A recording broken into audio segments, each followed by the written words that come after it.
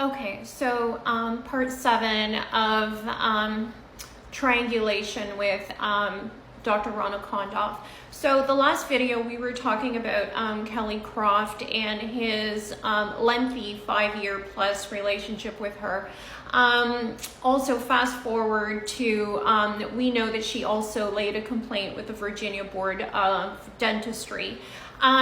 So now back in 2020, I'm asking him, on the day of the assault, I'm asking him the nature of his relationship. And, you know, I'll save you guys the whole video, but I'll skip to the point, the parts that are of concern.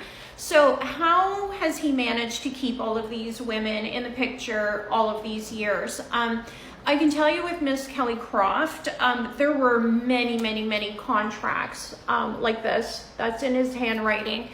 Basically, he was notorious for writing out hand contracts that basically he would always put terms to get her to comply.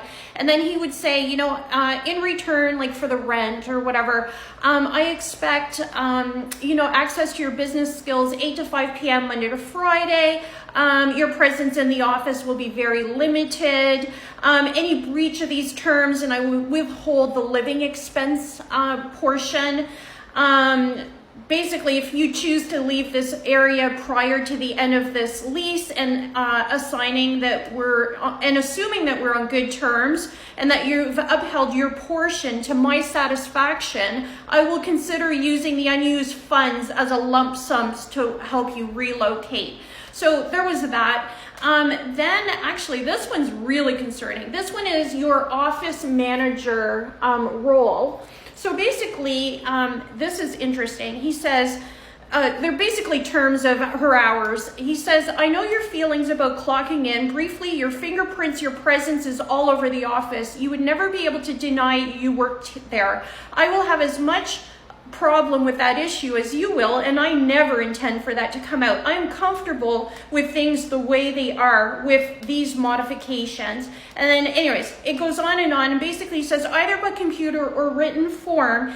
He says, I need your hours worked, your vacation, your sick days each week. You can show them to me in my presence and then tear them up.